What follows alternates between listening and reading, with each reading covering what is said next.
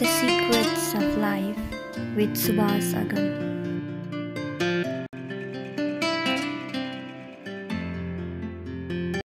अहिले हामी यो दिव्य धाममा बसिरहँदा यतातिर चाहिँ यहाँबाट बटुकहरूले चाहिँ त्यो वेदका ऋचाहरू पाठ गरिरहनु भएको छ। सायद हजुरले पनि सुन्दै हुनुहुन्छ होला।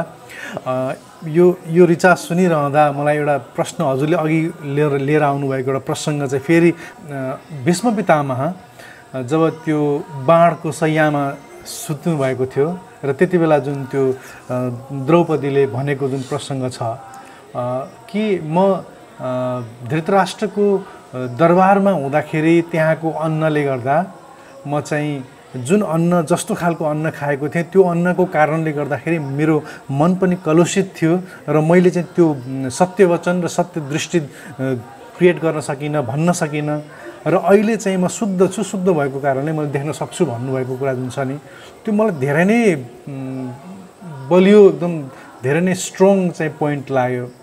मतलब हामीले हाम्रो जीवनलाई शुद्ध गराउनको लागि शुद्ध भोजनले नै हामीलाई शुद्ध बनाउने मार्गमा लैजानु पर्ने रहेछ हैन। उपनिषदले त स्वत भन्छ, ठाडै भन्छ, आहार शुद्धौ सत्य शुद्धि सत्य शुद्धात् ध्रुव स्मृति भन्छ। जबसम्म आहारमा शुद्धि आउँदैन, उसको व्यवहार र बाणीमा शुद्धि उही जबरजस्ती बनाएर तोरेर राखेको मात्रै हुन सक्दछ। जब खानपान मनमा भित्रै गलत चिज, नखाने चिज, अखाद्य चिजहरू, दूषित चिजहरू खायो भने त्यो जतिसुकै राम्रो बनाउँछु भन्दाखेरि पनि त्यो बन्न धेरै गाह्रो हुन्छ। कहीँ न कहीँ त्यो फुटिहाल्छ, त्यो आइहाल्छ। त्यस कारणले आहार शुद्धौ सत्य शुद्धि, कस्तो अन्न खाँदैछु, कहाँको खाँदैछु, यो अन्न कसरी आएको छ भनेर त्यसो भएर आहार शुद्धि सबैभन्दा उपनिषदले पनि आहार शुद्धिमा ठुलो आफ्नो नियम लगाउँछ कि आहार शुद्धि गर। पहिले तिमीले आहार शुद्ध भयो भने सत्य शुद्धि, तिम्रो अन्तःकरण भित्री शुद्धि हुन्छ। भित्री शुद्ध भयो भने बल्ल मन शुद्ध हुन्छ, मन शुद्धको बुद्धि शुद्ध हुन्छ, बुद्धि शुद्ध भएपछि बल्ल चित्त शुद्धि हुन्छ। चित्त शुद्धिले नै, चित्तले नै चिप्काउने हो ईश्वरलाई हैन। जुन चित्तले ढाकेर राखेको छ संसारको चिज चप्काएर, अनि त्यो आफ्नो स्वरूपलाई, आफ्नो ज्ञान, आफ्नो जुन स्वरूप हो भगवानको, जुन दास हो, हुँ भन्छ, त्यसलाई चाहिँ उसले ढाकेर राखेको छ। त्यस कारणले ध्रुव स्मृतिमा नै आफ्नो स्वस्वरूपको ज्ञान, मेरो यात्रा कहाँ थियो, म को हुँ, कहाँबाट आएको हो, कहाँ जाने हो, त्यसलाई ध्रुव स्मृति भन्छ। तिमीले भुलिसकेको त्यो आफ्नो स्वरूपलाई, आफ्नो स्थायी घरलाई, मोक्षलाई तिमीले प्राप्त गर्दछौ भनेर उसले वचन गर्छ। त्यस कारणले आहार शुद्धि अत्यन्त आवश्यक छ। अहिले आहार शुद्धि नभइकन मान्छे 4 घण्टा व्यायाम गरेँ, योग गरेँ, प्राणायाम गरेँ, ध्यान गरेँ आदि आदि भन्दाखेरि पनि त्यो अन्तःकरण शुद्धि नभइकन हुँदैन। अन्तःकरण शुद्धिको लागि वस्त्रको पनि शुद्धता चाहिन्छ, आहारको पनि शुद्धता चाहिन्छ, मनको पनि शुद्धता चाहिन्छ, वाणीको पनि शुद्धता चाहिन्छ।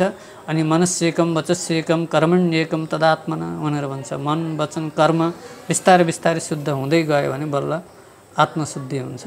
आत्मशुद्धि एकैचोटि ध्यान बसेर 4 दिनको 7 दिनको शिविरमा एकदम महाज्ञानी भयो भनेर हुँदैन। यस्ता त जन्म धेरै लछर पछर भएर आइराखेका छन्। बिल्कुल। अहिले वर्तमान समयमा एउटा कुरा नेपाली राष्ट्रिय राजनीतिमा, राष्ट्रिय समाचारहरूमा निकै आइरहेको देखिन्छ। विशेष गरेर यो छुत र अछुतको कुरा र अछुतहरूले चाहिँ अथवा अछुत, समाजले अछुत भनिएकाहरूले चाहिँ हामीलाई समाजले अछुत भनेको छ, हामी पनि हाम्रो रगत पनि रातै छ, हामी पनि उस्तै सामान्य मान्छे सबै छौँ, हामी र ब्राह्मण भनिएकाहरूमा फरक त केही छैन, हामीलाई चाहिँ अछुतको रूपमा किन हेरिन्छ भनेर यो विरोध र यसका बारेमा विभिन्न टीका टिप्पणी विश्लेषणहरू भइरहेको हुन्छ।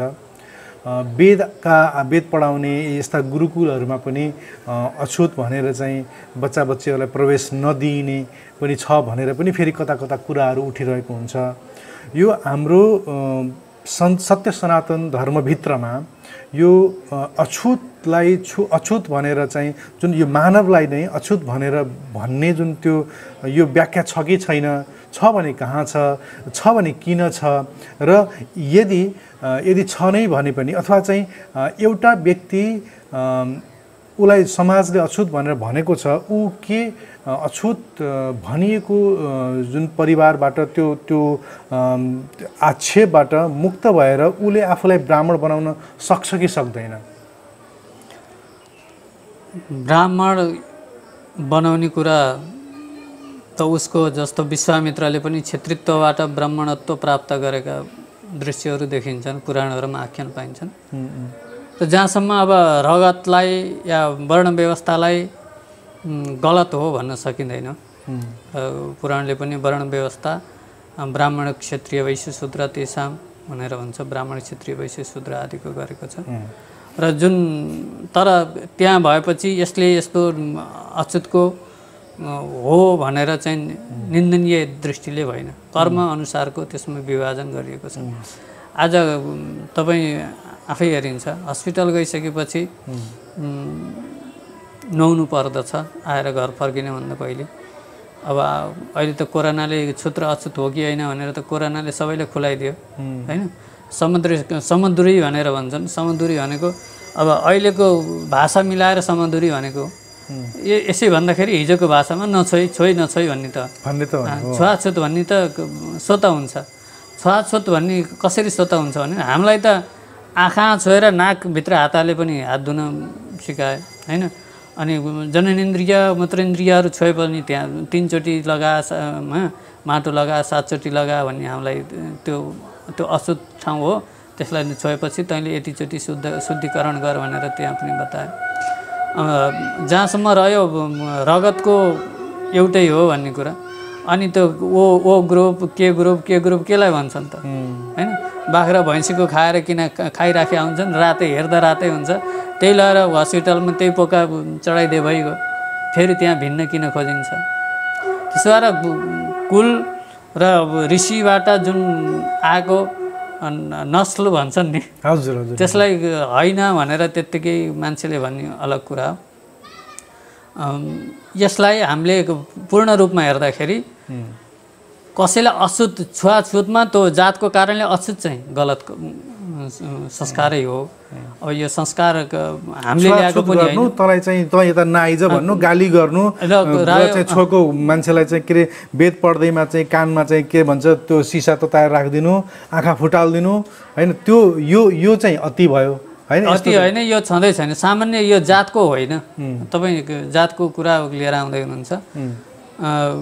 कुनै पण्डितको श्रीमतीले वेद पढेको देख्नु भएको छ र?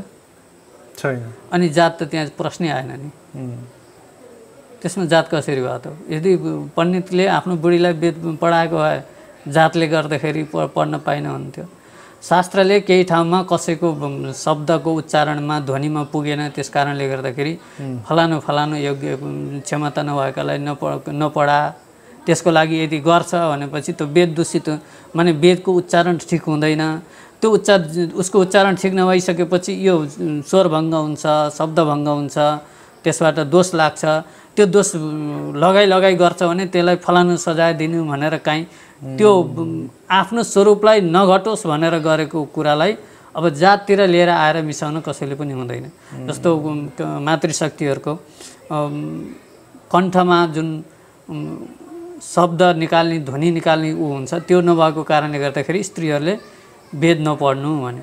अब त्यसमा स्त्री भएकै कारणले नपढ्नु भनेको पनि होइन, शूद्र भएर नपढ्नु भनेको पनि होइन। उसमा त्यो क्षमता छ, त्यो कण्ठ छ भने पढाउनु। तर 100मा 1-2 जनाको होला, तर त्यो चिज सबैमा हुँदैन। त्यसो भएर 100 जनालाई पढ्नु हुँदैन, पाप लाग्छ भनिदिइसकेपछि त त्यो आफ्नो स्वरूप जो उच्चारणको स्वरूप यथार्थ रूपमा बचिरहन्छ भनेर काहीँ निषेध गरे तापनि त्यो पढ्नै नहुने, पढेपछि खर्लक्कै पाप लाग्ने चाहिँ हुँदै होइन। जस्तो वेदान्त भनौँ न, वेद पढेर कर्मकाण्डका 4वटा 100वटा 2000 मन्त्रहरू नपढेर कसलाई अज्ञानैमा धकेलेको कसैले त छैन। नेपालका जति पनि गुरुहरू छन् ती आफ्नो परम्परागत अनुसार पढाइराखेका छन्। त्यो परम्परागत पढाउनु या त उनीहरूको अपराध त होइन। हिजो जसले जे पढ्दै आएको थियो, हिजो जसलाई जे पढाइएको थियो त्यही नै पढाइएको छ। कुनै तल्लो जात भनेर कसैलाई त्यसमा भनिएको पनि छैन। आफ्नै बाहुनको आफ्नै त्यहाँ पढाउने गुरुले पनि आफ्नो छोरीलाई त्यो वेद पढाएका छैनन्, किनभने हिजोको परम्परा थिएन, मैले किन सुरु गर्ने भन्ने मात्रै कुरा आयो। अब त्यसलाई कोही धेरै अगाडि आएर कसैले गर्छन् भने त्यसमा कसैले रोक्न गएको पनि छैन, कसैले निन्दा गरेको पनि छैन, त्यो पढेर कोही अज्ञानमा डुबेको पनि छैन। त्यो 18 पुराण खुला छ। हाम्रै सबैभन्दा मुक्तिनाथ बाबाले नै सुरु गरेको नेपालको पहिलो कन्या गुरुकुल, जसमा धेरै विदेशीहरू अहिले प्रवचन गरेर पनि ठाउँ ठाउँमा हिँडिराखेका छन्। त्यो पनि पुराण वाचन गर्नु हुँदैन भन्दै थिए, शास्त्रले त्यसो त कहीँ भनेको छैन। त्यसकारण त्यहाँबाट कन्या गुरुकुल स्थापना गरे। अहिले विभिन्न ठाउँमा सञ्चालन पनि भइराखेका छन्, पुराणहरू भनिराखेका छन्। कसैले कसैलाई रोकेको छैन। तर कसैले आफ्नो परम्परागत हिजो जे पढ्दै आएका थिए, जे गर्दै आएका थिए, त्यहाँ यसो हुनुपर्छ भनेर दुराग्रह राख्नु पनि आवश्यक छैन। अहिले यो के भन्दा सबैभन्दा भइराखेको चिजलाई कुन हिसाबले हुन्छ, माध्यमले हुन्छ, खलबलाउने कुरा। अर्को कुरा, समाजले एकैचोटि परिवर्तन गर्दाखेरि समाज आन्दोलित हुन्छ। अब हिजो आज हामीले पढ्दाखेरिको अवस्था अहिले छैन, अहिले हामीले पढाइराखेका छैनौँ। भोलि त्यो बिस्तारै बिस्तारै त्यसमा भएका धेरै चिजहरू घट्दै पनि जान्छन्। र कसैलाई संस्कृत गुरुकुलमा गएर संस्कृत पढेर कोही पढ्न आउन चाहन्छ भने पढ्न आउन त पाउँछ। आउन कसले रोकेको छ? कसैले रोकेको छैन। तर अनुभवले के हुन्छ भने टिक्न चाहिँ टिक्दैन, टिक्न कोही टिकेका छैन। अब यो त्यो चाहिँ किन हो थाहा भएन। तर तपाईँ अब गुरुकुललाई वेद पढ्न दिएन भने संस्कृत विश्वविद्यालयले बाहुनका छोराले संस्कृत पढ्यो भने 2500 मासिक या यस्तै कति दिन्छ। त्योभन्दा 30% दलित जनजातिलाई धेरै दिन्छ छात्रवृत्ति। त्यहाँ गएर कतिले पढेका छन् त्यो रेकर्ड हेर्नु पऱ्यो नि, होइन? विश्वविद्यालयले ल बाहुनलाई भन्दा तँलाई मैले धेरै दिन्छु आइज भनेर त्यहाँ चाहिँ कोही पढ्न नजाने। गुरुकुलमा आफ्नो परम्परागत कसैले पढाइराखेका छन्, जो संस्कार हिजो थियो, जसलाई पढिराखेका थिए, तिनीहरूलाई पढाइराखेका छन्, त्यहाँ पढ्न पाउनुपर्छ भनेर त्यहाँ हात उसार्न जानु भनेको यो राम्रो संस्कार चाहिँ होइन, प्रवृत्ति। कसैले मुसलमानहरू कहाँ गएर मैले ल कुरान पढ्छु भनेर कोही बाहुनको केटा त्यहाँ गएर बस्यो भने उनीहरूलाई पनि अर्कै लाग्छ। गुम्बामा गइसकेपछि धोती टुप्पी पालेर ल सबै यो गरा भनेर त्यहाँ पनि लाग्दैन, किनभने त्यहाँको आफ्नो हिजोको परम्परा, हिजोको संस्कार छँदैछ। ठिक छ। अब मेरो अन्तिम प्रश्न जुन थियो, यो प्रश्नको अन्तिम भागमा भएको प्रश्न जुन थियो त्यो के थियो भन्दा, यदि कोही अछुत भनिएको व्यक्ति, समाजले अछुत भनेको व्यक्ति चाहिँ म अब अछुत रहन चाहन्न, म चाहिँ ब्राह्मण कहलिन चाहन्छु, किनभने ब्राह्मणको नि नाक लामै हुन्छ, मेरो नाक लामै छ, सबै दृष्टिबाट म हेर्दा पनि म ब्राह्मण जस्तो देखिन्छु, मङ्गोलियन जस्तो पनि देखिन्न, म फरक छु। र यदि मङ्गोलियनले पनि अथवा चाहिँ शूद्र भनिएको, शूद्र जातिको अछुत भनिएको अछुत जातिको व्यक्तिले पनि म ब्राह्मण हुन चाहन्छु, म ब्राह्मण बन्न चाहन्छु, म जनै लाउन चाहन्छु, म गायत्री जप्न चाहन्छु, म अब यो थर नै जुन मेरो चाहिँ अछुतवाला जुन थर छ, मलाई समाजले दिएको जुन थर छ त्यो हटाएर म ब्राह्मणवाला थर राख्न चाहन्छु भनेर भन्छ भने यो सम्भव छ कि छैन? यो त सबै मलाई थाहा भएन। अब थरको कुरा रह्यो, उसको गोत्र त हुन्छ, गोत्र हुन्छ, कश्यप हुन्छ, उसले थर परिवर्तन गर्नै पर्दैन, कश्यप लेख्ने गरे भइहाल्छ, होइन? अहिले त्यो अच्छा व्यक्तिले उता कोटा पाउने भएर हिजो थर परिवर्तन गरेका पनि गएर त्यो त थरमा लागिराखेका छन्। त्यसरी यो समाजमा एक प्रकारको विखण्डन ल्याउने कुरा मात्रै हुन्। सबै आफ्ना आफ्ना ठाउँमा सबै पूजनीय छन्। मन्दिरमा हुन्छ दमा बजाउँदै दमा पनि जान्छ, विश्वकर्मा पनि गएर उसको पनि पूजा हुन्छ सालमा एकचोटि, जहाँ विधिवत जुन मन्दिरमा पूजा हुन्छ सबै जात त्यहाँ प्रवेश गरेर आफ्नो आफ्नो ठाउँमा तत्त दिनको त्यस पूजा हुन्छ।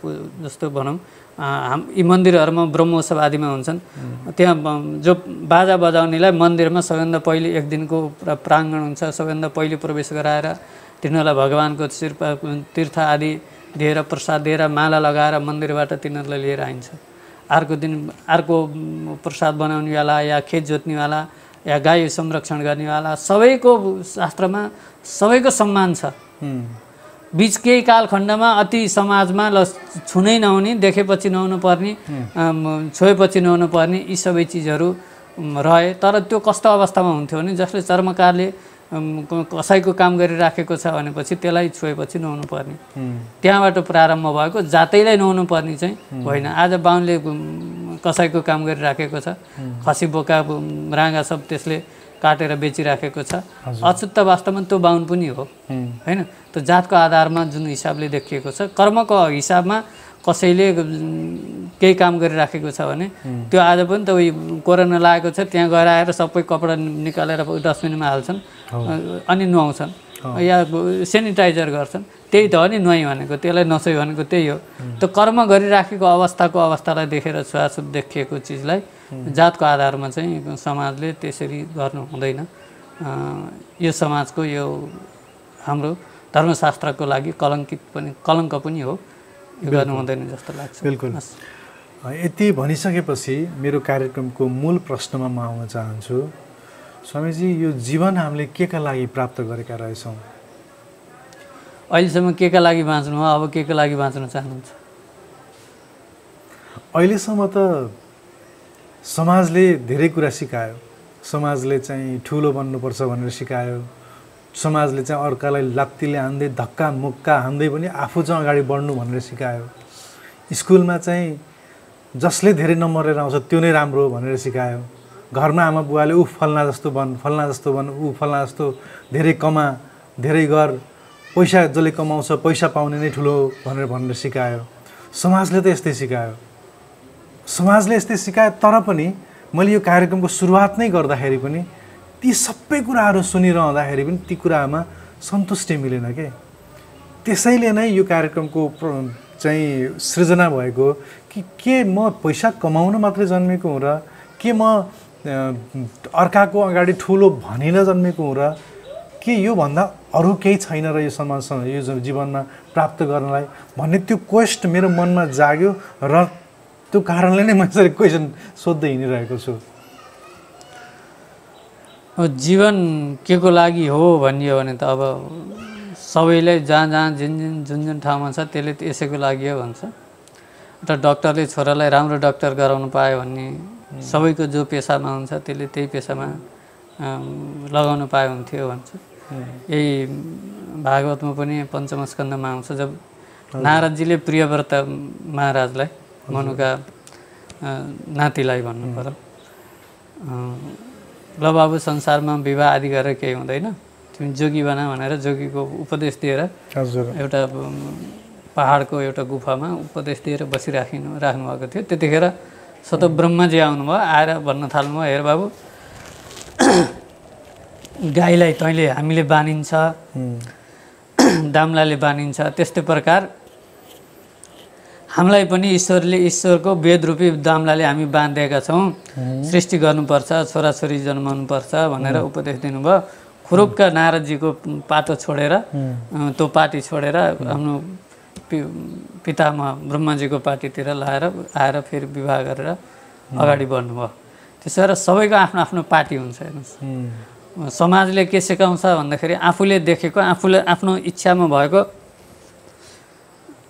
आफूभन्दा अझै राम्रो उपदेश दिने त्यही हो। अब कसैले 10 पास गरेको छ भने ल तँ त धेरै पढ्नुपर्छ, एमए गर्नुपर्दछ भनौँ, एमए गरेकालाई भने पिएचडी गर्नुपर्छ भनौँ, अलि थोरै कमाएकोले धेरै कमाएको बाटो देखाउँछ। अब यस्तै हो संसारमा देखिने र प्रवृत्तिमा त्यसैमा भुल्ने प्रायः सबैको संस्कार पनि त्यही नैसम्म हुँदछ। तर वास्तवमा अघि पनि यसको लगभग मैले सूक्ष्म उत्तर दिइसकेँ।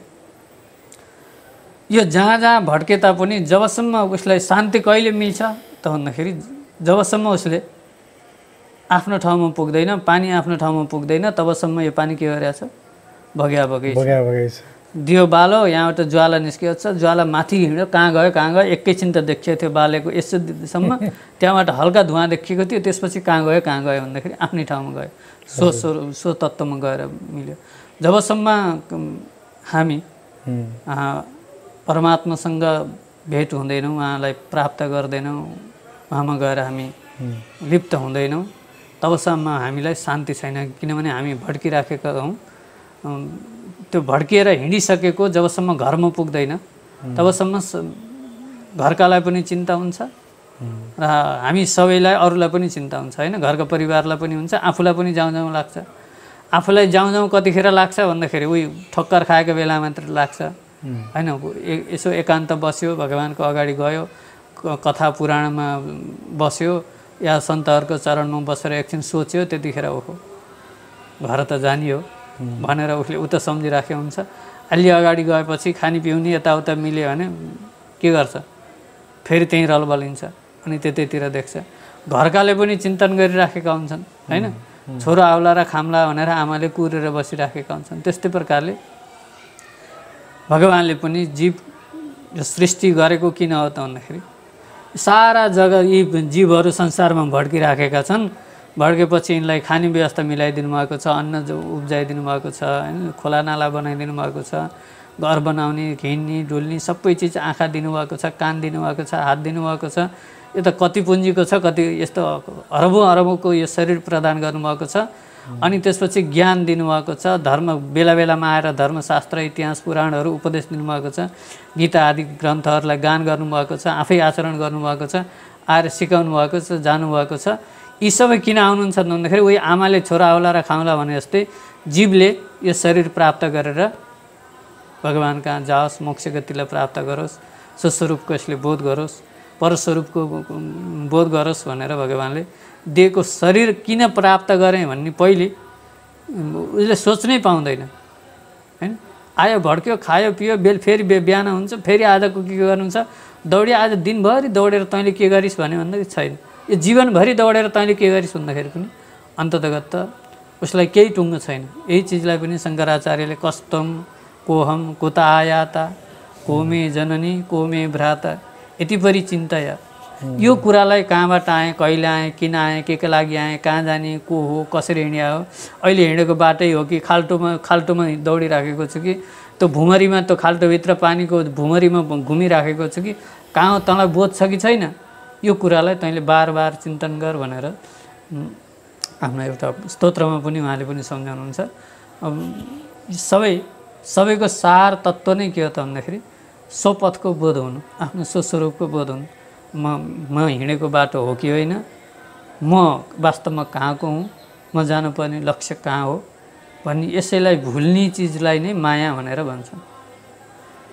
यो ज्ञान हुनु नै वास्तवमा मायादेखि पार हुनु हो, मोक्ष गतिलाई प्राप्त हुने हो। त्यो लक्ष्यलाई प्रत्येकले जानुपर्दछ। बिस्तारै बिस्तारै सत्सङ्ग र स्वस्वरूपको अनुष्ठानसहितको ज्ञान गरियो भने आफ्नो स्वरूपलाई प्राप्त गर्न सकिन्छ। कतिपय व्यक्तिहरू समाजमा कस्ता देखिन्छन् भने मलाई सबै चिज पुगेको छ, मैले रक्सी खाँदा मलाई मजा आइरहेछ, मैले मांस खाँदा मलाई आनन्द आइरहेछ, मलाई मिठो लागिरहेको छ, मेरो जिब्रोलाई चाहिँ आनन्द आइरहेछ, मेरो जिब्रोले बडा मिठो मानिरहेको छ होइन। मैले बहु पत्नीसँग, बहु महिलाहरूसँग चाहिँ सम्बन्ध गाँच्दा मलाई आनन्द आइरहेछ, मजा आइरहेछ। मैले यो संसारमा यो जुन संसारले जुन मलाई चाहिँ उपभोग गर्न दिएका चिज उपभोग गर्दा मलाई बडा आनन्द आइरहेछ। मैले दिव्यता त यहीँ देखिरहेको छु, यहीँ मस्ती छ मलाई। यो सन्यासको बाटोमा, परमात्माको बाटोमा न त्यहाँ लसुन खान पाइन्छ, न प्याज खान पाइन्छ, न मासु छ, न चाहिँ राम्रा लुगा छन्, सादा चिज छ। त्यहाँ त झन् दुःख पो छ त। संसारमा छ सुख, खासमा त संसारमै मस्ती छ। म त यहीँ रमाइरहेको छु, मलाई किन चाहियो त्यो भन्छ क्या। नचाहिएर त डुबिराखोस् न, कहिले यहाँ तानिराखेको छ, डुबिराखेको छ, डुबिएको छ, त्यसलाई कसैले तान्न पनि गएको छैन होइन। हजुर, कोही आउँछ कि भनेर सुनाउने मात्रै हो। हजुर, एउटा कुरा अर्को कुरा के हो भन्दाखेरि होइन, यसको गीतामा पनि भगवान्ले यसको छोटोमा, माने गीता त सबैको सार सूत्रात्मक नै दिनुहुन्छ। आद्यन्तवन्त कौन्तेय न तेषु रमते बुधा भनेर भगवान्ले भन्नुहुन्छ। हजुर, यो खाँदा त्यो खाँदा यो इन्द्रियलाई त्यसलाई तृप्त गराउँदाखेरि सुख भएको छ भनेको त्यो इन्द्रिय सुख हो। इन्द्रिय सुखलाई त्यो सुख मानिँदैन। भनौँ रक्सी खाएकाले खुब खाएर आनन्द भएको छ, त्यो दुष्टले खाएर हिजो आनन्द भइसक्यो आज नखाए हुन्थ्यो नि त, फेरि भोलिपल्ट किन खान्छ त? कसैलाई कसैको मासु खाँदैमा होइन जिउरालाई आनन्द हुन्छ भनेपछि अझै 2 किलो खाए हुन्थ्यो, अनि त्यसले खाना किन छोड्छ त? एउटै सिङ्गै त्यस्तै त फेरि भजनलाई भन्ला नि, हिजो भजन गरेर रमाइलो भएको थियो, आज नि किन भजन गर्नु पर्यो? होइन, त्यो त हाम्रो यो भजन त प्रत्येक क्षण विद्यमान हो होइन। त्यो भजन त कहिल्यै सिद्धिँदैन, भजन सकियो भनेर होइन नि त, समय नभएर छोड्ने हो होइन, मन भड्केर छोड्ने हो, अगाएर छोडेको त होइन भजन, त्यो त अगाएर छोड्या हो नि, उल्टी आउँछ, त्यसले त खान नसकेर छोड्दैन, यसको त मन विपरीत गएर आलस्य लाएर शरीरले नभ्याएर सकेर। त्यसो भएर इन्द्रियहरूको सुख भनेको आद्यन्तवन्त, यो जुन आँखाले राम्रो हेरेर आनन्द लिइराखेको या माने अनेक भोगहरू भोगिराखेको, त्यसो भने सक्नेवालाले बिहा गर्न सक्नेवालाले हिजो 5-7वटा बुढी बिहा गरेर गर्थे, त 80 वर्षमा पनि अझै 8-10 बढाए हुन्थ्यो नि त, पैसाको कमी त हुँदैन, किन सक्दैन त? उसका इन्द्रियहरू काम गर्न छोडिसके, निष्क्रिय भइसके। जुनलाई लिएर उसले जीवनमा 50औं वर्षसम्म भोग्यो, जुन चिजहरूलाई लिएर उसले आनन्द मान्यो, त्यो 80औं वर्ष गएर उसलाई त्यो आनन्द त अझ आउनु पर्यो नि, त्यो त थोत्रो त्यही छँदैछ, उसका अरू फेरि सबै प्राप्त गरेर पनि त्यसलाई किन छोड्छ त भनेपछि आद्यन्तवन्त कौन्तेय भनेर भगवान्ले आदि जुन चिज खाएको छ र खानेवाला नै के छ भन्दाखेरि अन्त्यवाला छ, नाश हुनेवाला छ हैन। आज सिङ्गै कुखुरो खान्थ्यो, त्यही कुखुरै खाएर आनन्द हुन्थ्यो भने भोलि 2-4वटा खाँदाखेरि पनि उसलाई पचाउन सक्दैन, भनेपछि इन्द्रियहरूको पाचन शक्ति नै सकियो। जुन खानेवाला नै सकिसकेपछि त्यसलाई खाएको त्यसले सुख भन्छ भने त्यो त सुख होइन, त्यो त कुबुद्धि भए केही पनि होइन हैन। त्यसलाई उसले आफ्नो त्यो बुद्धिको त्यसलाई मानियो। तर जुन नासै नहुने चिज के भन्दाखेरि आनन्द त, हाम्रो आनन्द त कहिले समाप्त हुँदैन हैन। यदि हाम्रो खाएर हाम्रो पेटहरू बिग्रिन्छ भने पनि पेटै बिग्रिने हो, हामी त बिग्रिँदैनौँ। हाम्रो आनन्द त त्यसले दखल पार्दैन। हिँड्नै नसकेर के हुन्छ? आनन्द लिनेले त बसी बसी आनन्द लिइराखेको हुन्छ। त कुन आनन्द लिने हैन, कुन आनन्दलाई लिएर ऊ सुखी भएको छ, कति दिनसम्म हुन्छ? उसले सुखी हुने चिजै बुढो भएर गएर कामै नलाग्ने हुन्छन्, ड्यामेज हुन्छन्। तर हामीले जुन सुख, जुन आनन्द लिइराखेका छौँ त, न यो ड्यामेज हुन्छ न यो कहिले घट्छ। यो त जति धेरै भयो त्यति बढ्दै जान्छ, कहिले पनि ड्यामेज पनि हुँदैन, न सुख ड्यामेज हुन्छ न सुख लिनेवाला विषय ड्यामेज हुन्छ। यो त झन् वर्धमानम, प्रत्येक क्षणम वर्धमानम भन्छ शास्त्रले। यो त जति चिन्तन गर्दै गयो त्यति बढ्दै जान्छ। सुख कति छ भन्दाखेरि धेरै छ, कति छ भनेर मापन गर्न सकिँदैन। यो प्रत्येक क्षण वर्धमानम, यो झन् प्रत्येक क्षण बढेर गइराखेको हुन्छ। तर जुन अरूले आनन्द भनेका छन् तिनीहरूको घटिराखेको हुन्छ। आधा अहिले खाइराखेको 4 चोटि खानेले पछि बुढेसकालमा 3 चोटि खाए पुग्छ। उसले भोग गर्ने सबै इन्द्रियहरू शिथिल हुँदै जान्छन्। जब तिनै बेकामा छन्, तिनै काम लाग्दैनन्, तिनै थोत्रा हुन्छन् भनेपछि तिनले भोगेको चिज कहाँ बाँकी रह्यो त?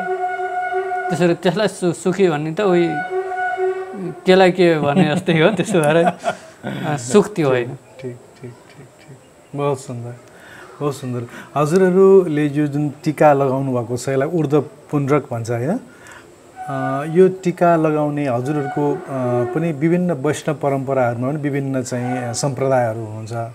हजुरहरूको सम्प्रदाय चाहिँ श्री सम्प्रदाय। श्री सम्प्रदाय, यो श्री सम्प्रदायको बारेमा थोरै मलाई बताइदिनुहोस् न। श्री सम्प्रदाय भन्नाले यसलाई हाम्रो दर्शन विशिष्टाद्वैत दर्शन भनेर भनिन्छ। विशिष्ट भनेको जस्तो अद्वैतमा ईश्वर सत्य अरू सबै मिथ्या भनेर मानिन्छ। द्वैताद्वैतमा जीव र जगत मिथ्या। द्वैताद्वैत आदिमा जीव र ईश्वर सत्य, जगत मिथ्या भनिन्छ भने हाम्रो चाहिँ विशिष्ट अद्वैतमा पनि यो संसार देखेको जे यो पनि सत्य छ र जीव पनि सत्य छ, या आत्मा पनि सत्य छ। योभन्दा ती दुईवटा भन्दा विशिष्ट परमात्मा त झन् परम सत्य नै हुनुहुन्छ। त्यसरी असत्य भन्ने केही पनि छैन, असत्य भन्ने केही पनि छैन। भने यी सबै चिज जे छन् यी सब परिवर्तन हुन्छन्। अहिले रुख छ, भोलि खरानी हुन्छ या माटो हुन्छ, माटो फेरि रुख हुन्छ। संसार छ, यो नाश त हुँदैन, यो प्रलयमा पानी हुन्छ, पानी सानी गएर भगवानको उदरमा गएर सबै संसार लुक्छ। भगवानले जब फेरि सृष्टि गर्नुहुन्छ यो नाश हुँदैन। त्यसो भएर विशिष्टाद्वैत भनेर भनिन्छन्, जसलाई रामानुज पछि गएर रामानुज दर्शनले पनि प्रचलित भयो। यो हाम्रो ऊर्ध्वपुण्डमा यो केवल तानेको सेत धर्का होइनन् कि, यो चन्दनबाट श्वेत मृत्तिकाबाट भगवानका चरण हुने, दुई साइडमा भएका सेता दुईवटा भगवान नारायणका चरण, तलको सिंहासन र बिचमा रहेको ज्योतिष स्वरूपमा देखिने वाला लक्ष्मी श्री भनेर भनिन्छ। त्यस कारणले श्री सम्प्रदाय हुन्छन्। अनि लक्ष्मी श्री भन्नाले यति पनि होइन, हाम्रो भगवान पुरुष हुनुहुन्छ भने लक्ष्मीजी जीव स्वरूपै हुनुहुन्छ, गुरुको स्वरूपमा हुनुहुन्छ। लक्ष्मीनाथ समारम्भमा भनेर भनिन्छ। भगवानको सबैभन्दा आह्लादिनी शक्ति लक्ष्मी हुनुहुन्छ। लक्ष्मी नै हाम्रो पहिलो गुरु हो। जबसम्म लक्ष्मीजीले भगवानको चरणमाला राखिदिनुहुन्न जीव भगवानकोमा पुग्न सक्दैन भनेर हाम्रो परम्परा लक्ष्मीजीबाट प्रारम्भ भएको भन्ने छ। त्यस कारणले यो लक्ष्मीको स्वरूप र नारायणका चरणको स्वरूपमा यो भगवानको दिव्य विग्रहहरू हुन्, यसरी सम्झेर। त्यसो भएर वैष्णवलाई देखेर साष्टाङ्ग गर्नु, दण्डवत प्रणाम गर्नु भनेको यो देखिएको शरीरलाई होइन कि, यो स्वरूपलाई देखेर भगवानका चरण लक्ष्मीनारायणको स्वरूपलाई देखेर दर्शन गर्नु भनेर भन्छन्। त्यसरी शास्त्रले आख्यान गर्छ। हजुरहरूको साधना विधि, हजुरहरूको जप अथवा चाहिँ जप गर्ने मन्त्र, यसको यो विधिहरू चाहिँ कस्तो छ? अब जप गर्ने मन्त्र त तपाईँले चेलो भएर आएर भएपछि फेरि म सुनाउने हो होइन।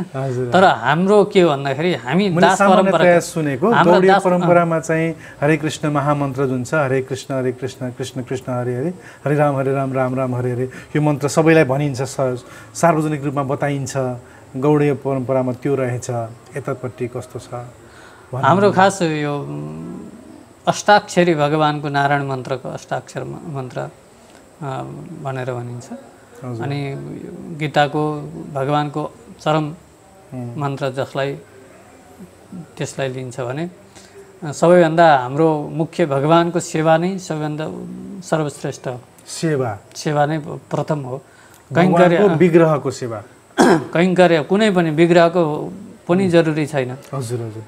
भगवानको विग्रहको त जसलाई अधिकार छ या जसले त्यो अनुष्ठान र त्यो नियममा बाँधिएर रहन सक्छ त्यो नै जान्छ। सबै जान्छ भन्ने पनि, महन्त त्यहाँ मन्दिरभित्र पस्छ भन्ने पनि अनिवार्यता हुँदैन, नपाउन पनि सक्छ। किनभने त्यो नियम त्यो आचरण गर्न सक्यो भने त्यो जान्छ, नभए त्यो मठाधीश पनि मन्दिरमा बस्न नसक्ने पनि हुनसक्छ। त्यसका विधि नियमहरू हुन्छन्, त्यसका मन्त्र जपका सङ्ख्याको आधारमा, उसको आचरणको आधारमा मात्रै पूजा गर्न सकिन्छ।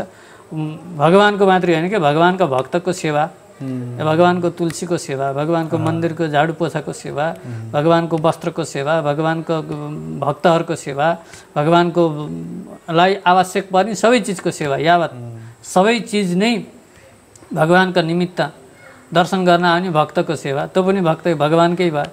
जो छ ती सबै भगवानका हुन् र यिनको सेवा गर्नुपर्दछ। त्यसले सेवामा जब मेरो र पराय भाव छोडेर सबै भगवानको भयो भने त्यसलाई नै मोक्ष गति भनेर, कैङ्कर्य लक्षण विलक्षण मोक्ष भाज भनेर महावाक्य चाहिँ हाम्रो त्यो हुन्छ।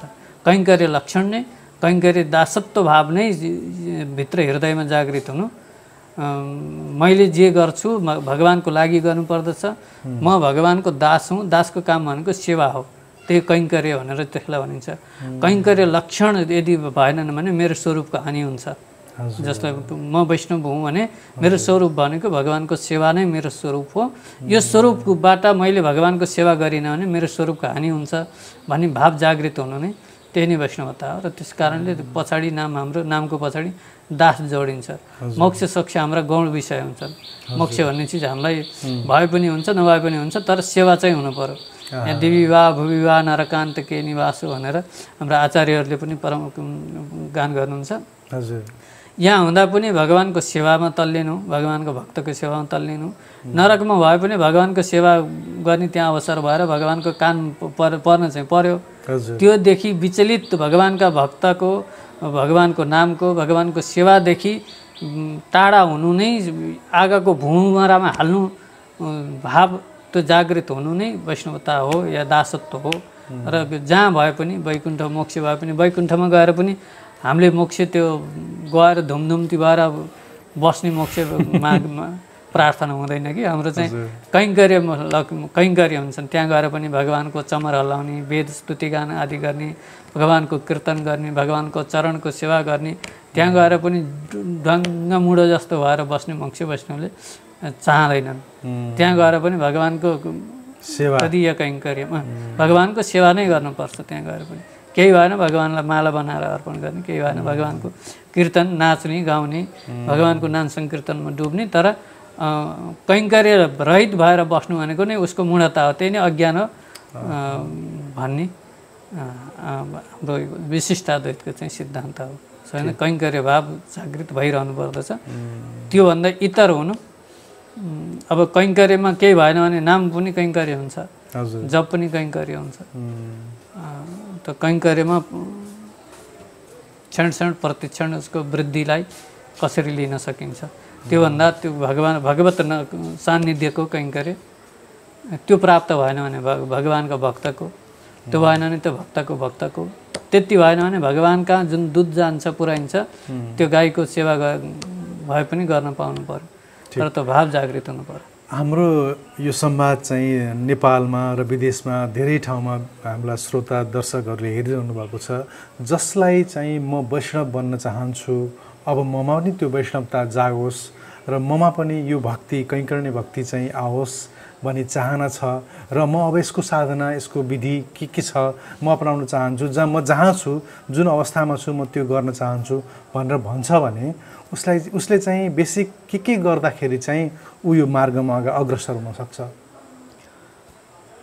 यो बेसिक यति नै भनेर यसको चाहिँ कमसे कम सुरुवात कसरी गर्न सक्छ? धेरै ठाउँमा त्यो उहरू हुन्छ, तर तीन चिज सोचेर हुँदैन। हजुर, है, तीन चिज सोचेर हुँदैन। आत्महत्या पनि कसैले सोच्न थाल्यो भने, कसैले आत्महत्या यसरी गर्छु भनेर कसैले सोच्न थाल्यो भने आत्महत्या गर्न सक्दैन। दान पनि सोच्न थाल्यो भने त्यसले दान गर्न सक्दैन। 5 रुपियाँ मन्दिरमा चढाउन पर्यो भने पनि यसको त चिया आउँछ, गयो भने छोराछोरीलाई केही आउँछ भन्न थाल्यो भने त्यसले पनि दान गर्न सक्दैन। अर्को यो भक्ति र सन्यास भन्ने चिज पनि सोचेर यतिले गर्छु हुन्छ भन्ने हुँदैन। जहिले मनमा खुब भगवत चरणको भक्ति जागृत हुन्छ तैले नै समर्पण भाव भएर सन्यास लिने हो। आजसम्मका महापुरुषको जीवनमा जहाँ पनि हेर्नुहुन्छ उहिले छोराछोरी उम्काएर हिँड्छु भनेको कोही छैन। जहाँ जागृत भयो त्यहाँ सब चिज टक्कै छोडे। रामजाचार्यसँग हेर्नुहोस् या अरू कसैको पनि कुनै पनि जीवन चरित्रमा हेर्नुहोस्, त्याग भन्ने चिज, सन्यास भन्ने चिज विधि पुऱ्याएर शास्त्रले भनेको ठाउँमा त छँदैछ, त्यो त सबैले गर्नुपर्ने यो हो भनेर बताएको छ। तर भक्ति भन्ने चिज यति गरेपछि हुन्छ भन्ने हुँदैन। तैपनि उसको कमसेकम म यो पथमा यो लिगमा चढिसकेपछि अर्को मैले खोज्नु हुँदैन भन्ने भित्र मनस्थिति चाहिँ पक्का हुनु पर्दछ। अब उसले के गरेको थियो, हिजो के गर्छ, भोलि के गर्छ भन्ने कुरा चाहिँ भोलि के गर्छ सोच्नु हुँदैन। अब हिजोको बाटोमा हिँड्दिनँ र यसैमा हिँड्छु भन्ने पक्का मनस्थिति चाहिँ उसको भएको हुनुपर्दछ। केही न केही बुझेर जानुपर्दछ। शरणागत वैष्णव हुनुका सामान्यतया बेसिक नियमहरू त छन् होला नि त? वैष्णव भएपछिका छन्, हुनुपर्ने त भएन नि। हुनुपर्ने हिजो जे भए पनि हुनुपर्ने त भिजाको छोडिदिउँ, भइसकेपछि त थुप्रै हुन्छन्। यो त बसेर अध्ययनै गर्नुपर्छ भने धेरै समय हुन्छ। आहार विहारहरू सबैमा नियमहरू हुन्छन्, जस्तो जहाँ पाए त्यही नखाने, जसले पाए त्यसले दिएको नखाने, किनभने आहार शुद्धिमा सबभन्दा पहिलो प्राथमिकता हुन्छ। नित्य नियमहरू हुन्छन्, जस्तो भगवान्को सेवा अनिवार्य हुन्छ, सन्ध्यावन्दन अनिवार्य हुन्छ, मन्त्र जप अनिवार्य हुन्छ, सक्छ भने अग्निहोत्र आदि गर्ने आवश्यक हुन्छ, अतिथि सेवा, अतिथि नभए भने वैष्णव सेवा आदिको नियमहरू हुन्छ, जस्तो तिलक चन्दन आदि अनिवार्य लगाउने आदि हुन्छन्, एकादशी नियम आदि व्रतहरूको नियम हुन्छन्। यिनी सबै चिज बेसिक हुने, नित्य भगवान्को तिलक जप, भगवान्को सेवा, यो केही नगरेकी पनि गर्ने पहिलो काम हो। स्नान आदि भनौँ न, सबै गरिसकेपछि यो चाहिँ उसको अनिवार्य हुन्। त्यसपछि जति सक्छ, जति जाग्छ उसको हृदयमा जाग्ने चिज हुन्, कसैले दिएर थोपाएर र ज्ञान भएर हुने चिज होइन। फेरि जागृत भावनाले जोडिँदै जाने चिज हो। जान्दै जाने, शास्त्रको चिन्तन गर्दै जाने। आफ्नो हजुरले अघि चाहिँ एकचोटि तुलसी सेवाको प्रसङ्ग पनि लिएर आउनु भएको थियो। तुलसी हामी सामान्यतया हाम्रो घरमा नेपालका लगभग सबै घरमा चाहिँ घरको आँगनमा एउटा तुलसीको मठ हुन्छ, तुलसी लगाउने चलन छ। हामी तुलसी चाहिँ वर्षमा एकचोटि तुलसी लगाउने, तुलसीको विवाह गरिदिने र सामान्यतया साँझमा चाहिँ तुलसीमा एउटा बत्ती बालिदिने, त्यो सामान्य एउटा चाहिँ चर्या चाहिँ हाम्रो हुन्छ। त्योभन्दा बढी तुलसीको सेवा के हो हामीलाई थाहा छैन र त्यो एउटा तुलसी घरको आँगनमा छ त्यति थाहा छ। त्योभन्दा बढी उस्तै परि कहिलेकाहीँ तुलसीलाई हेरिएको पनि हुँदैन, त्यो वास्ता पनि गरिएको हुँदैन। त्यही तुलसीको छेउमा चाहिँ बोराहरू चाहिँ राखिएको हुनसक्छ, त्यही धुलोहरू हुनसक्छ, फोहोर हुनसक्छ, हामीले खासै वास्ता गरिरहेका हुँदैनौँ। तुलसी सेवालाई वैष्णवहरूले यति धेरै विशिष्ट रूपमा चाहिँ हेर्नुहुन्छ। तुलसी सेवा कसरी गर्नुपर्ने हो, तुलसी सेवाको महत्त्व के हो? तुलसी सेवा भन्नाले भिन्न प्रकारको सेवा धेरै ठाउँमा गर्ने परम्परा चाहिँ छैन। तैपनि केही तुलसीको भगवानको अङ्गको रूपमा, आङ्गिक रूपमा सेवा चाहिँ गरिन्छ। तुलसी सेवा कति महत्त्वपूर्ण छ भन्ने त हिजो हाम्रो संस्कारले भएका मठले देखाइराखेको छ। कुनै पनि हिन्दूको घरमा तुलसीको मठ हुनुपर्छ भनेर हिजोदेखि आइराखेको छ। हजुर, त्यो एउटा तुलसी मठमा यति भए पनि भयो भनेर राखेको, तर सकेसम्म धेरै हुनुपर्दछ। धेरै तुलसीका मठहरू, धेरै तुलसी भए हुन्छ। मठ त सबै भए एउटा मूल मठ घरमा भए पनि अरू त्यो एउटा चाहिँ छोड्नै हुन्न भनेर एउटा मठ बनाएर राख्ने हो, अरू पनि राख्नु पर्दछ। जस्तो तुलसी सेवा भनेको दुई प्रकारले यस्न सकिन्छ। तुलसीको लगाउने, उसलाई बढाउने, हुर्काउने, उसको भगवान शालिग्रामसँग विवाह गर्ने, अनि त्यसपछि भगवानको सेवामा लगाउने। अनि अर्को कुरा त्यो तुलसीलाई भगवान कहाँ पुर्याउने, जस्तो मन्दिरहरूमा या घरमा पनि शालिग्राम भगवान राखिने हुन्छ। बिना शालिग्रामको, बिना तुलसी नछोडिकन भगवानले त्यो भोगलाई लिनुहुन्न। तुलसीको सम्बन्धले नै गरिन्छ भने वैष्णवहरूलाई पनि तुलसी लगाइदिने हजुरले नै धारण गर्नुभएको छ। तुलसी नभइकन भगवानले स्वीकार गर्नु दासत्व हुँदैन। र तर हाम्रो श्री वैष्णवमा चाहिँ तुलसी कण्ठी लगाउने चाहिँ परम्परा हुँदैन। बिहान भगवानको सेवामा र भगवानको आराधनाको अवधिमा चाहिँ तुलसी अनिवार्य हुन्छ। त्यसपछि तुलसी लिएर फेरि टोइलेट आदि जानुपर्छ। त्यस कारणले त्यहाँ मरे पनि मरियोस्, अगति भयो नि बस, तर तुलसीलाई चाहिँ टोइलेटमा लिएर जाँदैन भन्ने हाम्रो यो श्री वैष्णवहरूको चाहिँ यो ऊ भएको कारणले गर्दाखेरि तुलसी अशुद्ध होइनन् कि बर चाहिँ हामी मऱ्यो नि मरौँ, अगति भयो नि गौँ, तर त्यो चाहिँ लिएर अशुद्ध ठाउँमा या कहीँ बोल्दा जतिखेर भयो त्यतिखेर अर्को धारा चाहिँ फेरि बरु तुलसी यति पवित्र हुनुहुन्छ कि तुलसीलाई मेरो सानोतिनो अपवित्रताले छुँदैन। मेरो अपवित्रताको लागि तुलसीलाई अपवित्र ठाउँमा लानु चाहिँ लान्न भन्ने हाम्रो श्री वैष्णवको धारणा भएको भएर प्राय कन्ठी। अर्को धारणा चाहिँ त्यस्तो रहेछ कि चाहिँ म अशुद्ध छु, त्यहाँ गएर मऱ्यो भने अगति भइन्छ, त्यहाँ त्यो तुलसीको सम्बन्ध नभइकन मऱ्यो भने पनि फेरि मोक्ष भइँदैन भन्ने धारणा उहाँहरूको रह्यो। मोक्ष नभए केही छैन, फेरि मोक्ष हुँला, तर तुलसीलाई मैले त्यहाँ लिएर जान्न भन्ने यो तुलसीप्रतिको विशिष्ट कदर भएको कारणले गर्दाखेरि त्यो कारणले गर्दाखेरि त्यसरी नलाने हो। तुलसीमा कुनै कमी या उसमा भन्ने त्यो होइन। भगवानको सेवामा भनेको तुलसीको माला बनाइन्छ, तुलसीको मन्जरीहरू अर्चना, जस्तो अर्चनाहरूमा तुलसीका पातमा लेखिन्छ। अझ कति त्यसमा भगवानको तुलसीको पातमा चन्दनले भगवानको नाम लेखेर अर्चना गर्ने कति विधिहरू पनि हुन्छन्। त्यसलाई तुलसी सेवा भन्छ। ठिक छ, हामी यो जुन मन्दिरमा छौँ यो क्षेत्रमा, यहाँ चाहिँ यतातिर गुरुकुल छ, यहाँ बच्चाहरूले पढाइरहनु भएको हुन्छ, यतातिर यज्ञशाला छ, उतापट्टि ठुलो मन्दिर छ, उतातिर शीश महल छ, लामो अशोकको चाहिँ बगान छ। यहाँ यो विशेष गरेर अहिले जुन ठुलो मन्दिर बनेको छ, यी ठुला हात्तीहरू छेउमा छन्। यो ठुलो मन्दिर दक्षिण भारतीय शैलीमा बनेको छ। मेरो पछाडि भएको यो पनि भित्तो पनि बहुत राम्रो दक्षिण भारतीय शैली कला प्रयोग गरेर गरिएको छ। नेपालमा नेपाली कला पनि आफैमा बहुत परिष्कृत छ। नेपाली कला लाई त्यति साह्रो चाहिँ धेरै ध्यान नदिएको जस्तो देखिन्छ। त्यो कलामा चाहिँ दक्षिण भारतीय शैलीलाई बढी लिएर आएको देखिन्छ। त्यो चाहिँ कसरी त्यो हुन गयो? दक्षिण भारतीय कलाको जुन शैलीलाई चाहिँ बढी चाहिँ प्राथमिकता किन के कारणले दियो? नराम्रो हो भन्ने भनेको छैन कि के कारणले त्यसलाई दियो भन्न खोजेको मात्रै। अब हेरिराख्यो कला, अलिकति कलालाई पनि परिवर्तन गरौँ भन्ने पनि रह्यो। अर्को कुरा हजुरले हेर्ने हो भने पेगडा यसमा मिश्रण शैलीमा छ। हजुर, माथिको नेपाली कला छ, तलको कला मिश्रण शैलीमा छ। यसलाई मिश्रण शैली राख्नै खोजेर हो। हाम्रो नेपाली कलाकार अरू ठाउँमा प्राय हेऱ्यो भने अहिले बागलुङमा पनि पञ्चकोटमा र बागलुङ पूर्णिले फेदीमा नेपाली कलाको पूर्ण लक्ष्मी रङ्ग वेङ्कटेश मन्दिर निर्माण भएको छ। त्यसमा पूर्ण नेपाली कलाले युक्त छ भनेपछि यो मिश्रण शैलीमा यो यतातिर नभएको कारणले गर्दाखेरि पनि होइन, यसले एउटा अर्कै खालको आकर्षण लिएर आएको छ। यसमा त्यति दक्षिण भारतीय मात्रै होइन, कोणक मन्दिरको उसमा पनि छ, जस्तो दुईवटा हात्तीले रथलाई तानेको रथ आकारमा पनि मन्दिर देखिन्छ। यो भित्रपट्टि दक्षिण भारतीय छ, बाहिर चाहिँ पूर्ण नेपाली कलाले युक्त छ। त्यसो भएर यहाँ चाहिँ धेरै पुरानो धेरै पहिलेदेखिको विग्रह हुनुहुन्छ होइन हाम्रो अगाडि पनि। यहाँ पहिले भगवान् शालिग्राम नै हुनुहुन्थ्यो, अहिले गण्डकी माताको।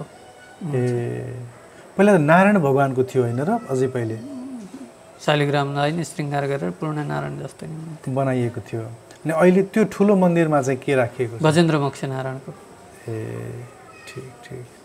अनि यहाँ उत्खनन गर्दाखेरि पनि धेरै चिजहरू भेटिएको थियो, प्राप्त छन्, हाम्रो त्यतातिर छन्, अहिले देखाउँ। हजुर हजुर, ठिक ठिक ठिक।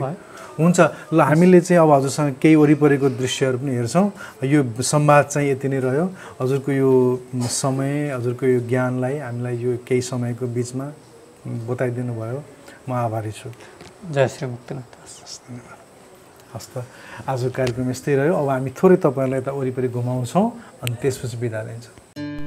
The Secrets of Life with Subhas Agam.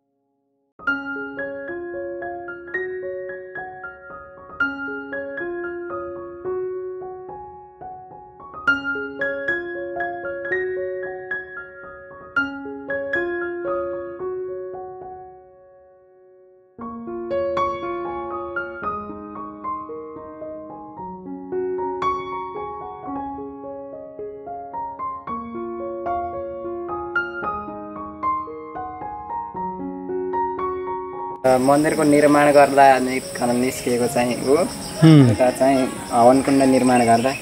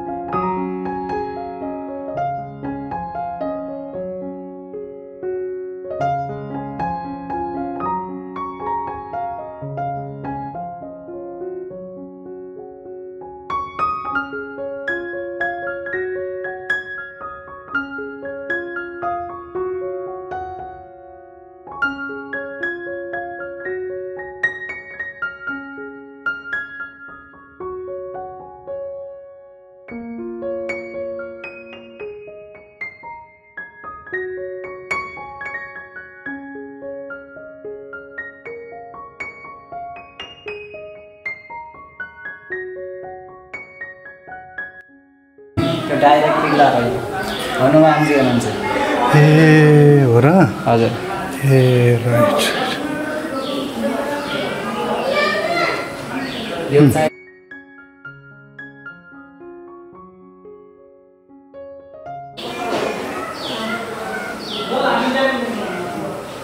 वैकुण्ठका देवी पार्षदहरू भगवान्का पार्षदहरू भनेकै यिनीहरू दिव्य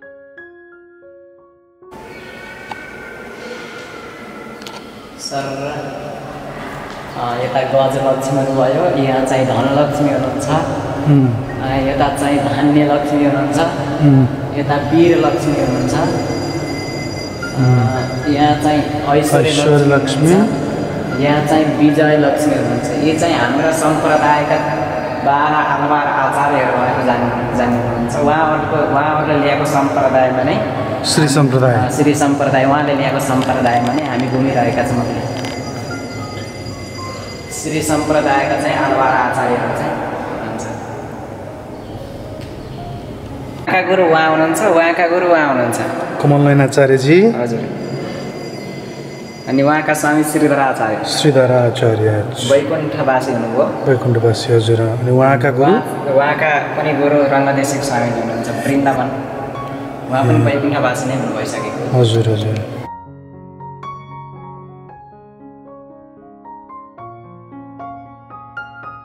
जनकपुरमा चाहिँ हजुर दैत्यलाई मार्नको लागि नृसिंह अवतार भगवान् चाहिँ पिल्लाबाट चाहिँ भत्काएर हुन्छ हजुर उहाँ हुनुहुन्छ ठिक चाहिँ श्रीदेवी र भूदेवी भनेका चाहिँ उहाँका पत्नी भगवान् विष्णुका पत्नी दुईटा पत्नी उहाँले सेवा गर्दै हुनुहुन्छ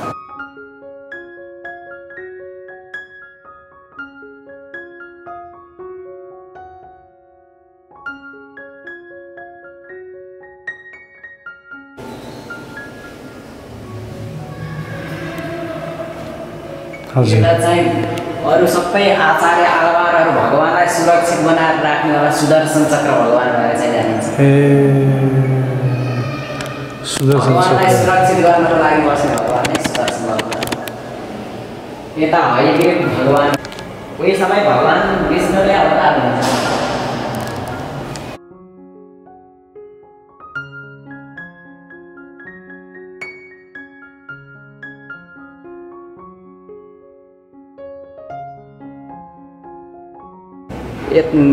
तल चाहिँ गरुडजीका माथि भगवान् सवारी हुनुहुन्छ माथि दाहिनेपट्टि हातमा चाहिँ जुन गोलो चक्र जस्तो छ उहाँ चाहिँ भगवान्को सुदर्शन चक्र उतापट्टि चाहिँ पाञ्चजन्य शङ्ख लिएर बस्नु भएको छ गदा पद्मसहित भगवान् गरुडजीका माथि सवारी हुनुहुन्छ उहाँको नै तल अचल चल विग्रह हुनुहुन्छ श्रीदेवी भूदेवी समेत गजेन्द्रमुख नारायण स्वामी भगवान् हुनुहुन्छ उहाँको दिव्य पाउ यतापट्टि जहाँ सेतो देखिरहेको छ त्यो चाहिँ पाउ हो कोही भक्तजन आयो भने दर्शन गराउनको लागि उहाँबाट पनि सम्पर्क हुन्छ यता चाहिँ उहाँका नै द्वारपालक हुनुहुन्छ जय दाहिनेपट्टि जय हुनुहुन्छ देब्रेपट्टि विजय हुनुहुन्छ उहाँका द्वारपालकका रक्षक हुनुहुन्छ उहाँहरू चाहिँ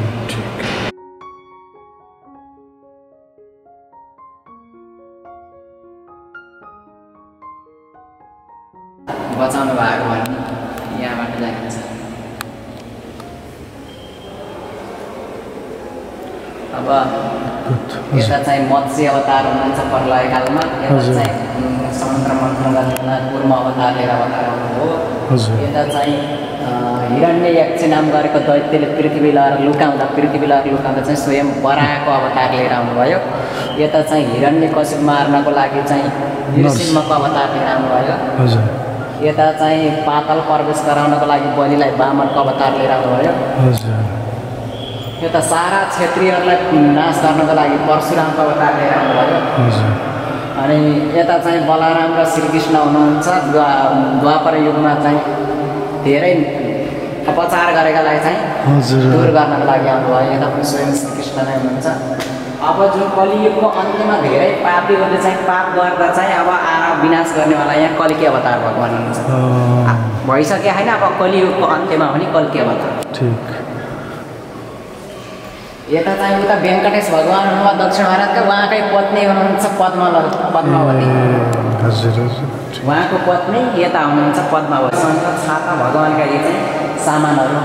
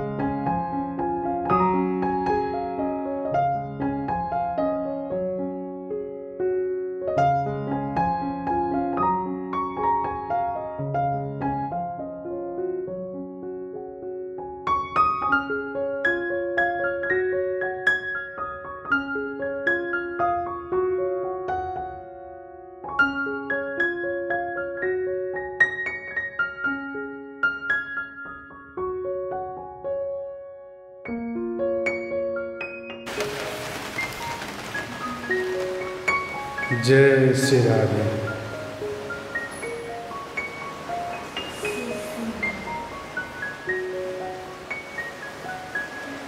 हामी अहिले शीश महलमा छौँ।